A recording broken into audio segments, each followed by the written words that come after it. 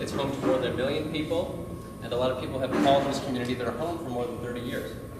And from this distance, from this generalized point, South LA looks pretty similar to a lot of other areas in Los Angeles.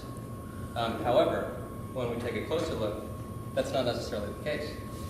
South Los Angeles is home to fast food restaurants, liquor stores, obesity, diabetes, as well as a number of other health issues, public health issues.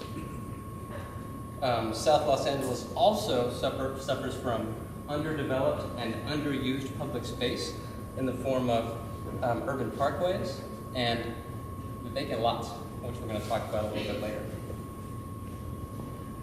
So when we compare South LA to another area like West Los Angeles, for instance, these statistics become even more dire for the city, and it becomes more apparent that we need to make these changes.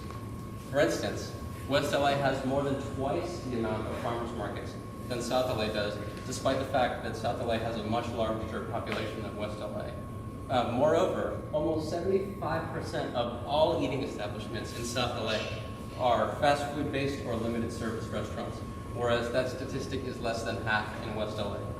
Moreover, in South LA, there are 9 liquor stores per square mile, which means I can take off in any direction and walk about 200 meters and find a liquor store, whereas there are only 2 in West LA. And those statistics contribute to health issues that we discussed earlier today. For instance, in South LA, adults are less likely to get their servings of fruits and vegetables per day. Both adults and children are more likely to suffer from obesity. And the diabetes rate in South LA is 3.5 times higher than West LA. And that's just not okay. We've got to look for a solution. Next slide. So, we know the problem rests in food to some degree. Public health issues, obesity, diabetes, as I've already mentioned. I, among a lot of other people, believe that food is also the solution to this issue. So that means putting down the cheeseburgers, no, and embracing this beautiful selection of vegetables that you see here. And one way that you can do that is by taking advantage of those underused public spaces that I mentioned earlier on. Next slide, please. In the form of creating beautiful urban parkways. I'm sorry that picture didn't turn out so well. It looked really good before. But the idea is this. You have all this underused space in your environment in South LA, vacant lots and parkways. The parkway is generally the space between the sidewalk and the street, or the space between the curb and the sidewalk. And those areas are very underused. As you can see, you can plant vegetables, flowers, vegetation, whatever you want, which brings healthy food education, beautification, as well as rallies communities around particular spaces that makes them more likely to go outside and enjoy the neighborhood that they live in. Next slide.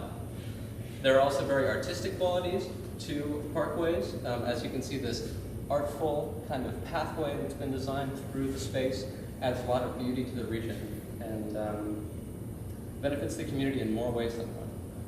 Next slide. However, LA City is not necessarily down with us using these parkways. A lot of LA residents are attempting to bring healthy food and healthy food education to their communities, and they're being promptly ticketed by the city. Awesome. Because squash are detrimental to our communities, right? Those are the dangerous things that we need to look out for. I don't necessarily think that's the case, especially because if you go into a lot of South Los Angeles neighborhoods, you see busted up sidewalks, graffiti, among a number of other issues that we could talk about after, but I'm not going to talk about today. So, parkway regulation has prevented these changes from occurring in our city, and that's not too good. Some groups aren't okay with that. For instance, LA Guerrilla Gardening has taken advantage of anonymity and used it as a strength to identify plots and cultivate those plots at odd hours, like during the night, so as to stay out of the public eye. So we can benefit from the beautiful projects that they do in our community, but avoid the citations that are imposed through the anonymity. Another organization that I really respect is LA Green Grounds, headed by this man right here, who I really admire, Ron Finley, who's kind of spearheaded this Parkway Cultivation movement in South Los Angeles. He just said, you know, I'm not going to put this anonymity stuff. I'm just going to stand up to the city and fight for my right to plant in this public space. So he signed a petition of over 900 signatures, submitted that to the city, and as a result, we're seeing regulations change in South Los Angeles that makes it more, that makes it easier for individuals to use those parkways. So, due to the actions of these groups, LA City has realized that these parkways are great for our community. Planting, I have here written, planting a vegetable garden beside the road is no longer a finable action in Los Angeles. That's a great win for community members in South LA. Now, that's written, however, what that really means is, as long as you plant the things that Los Angeles County has deemed as okay things to plant, which to me is not necessarily, you know, it's not 100% win, but it's a step in the right direction. And we can talk about how LA would regulate something like that. I'm not really sure, but it's seen as a positive thing. And as I mentioned earlier, vacant lots are also a great way that we can bring healthy food and healthy and beautiful public spaces to our community. We've got 26 square miles of vacant lots in South LA. That's more space than we need to bring parks to our communities, to bring healthy space to our communities, and to make up for some of the inequities that we have in this community. Next slide, please. So, what are we going to do about this? Where can we start?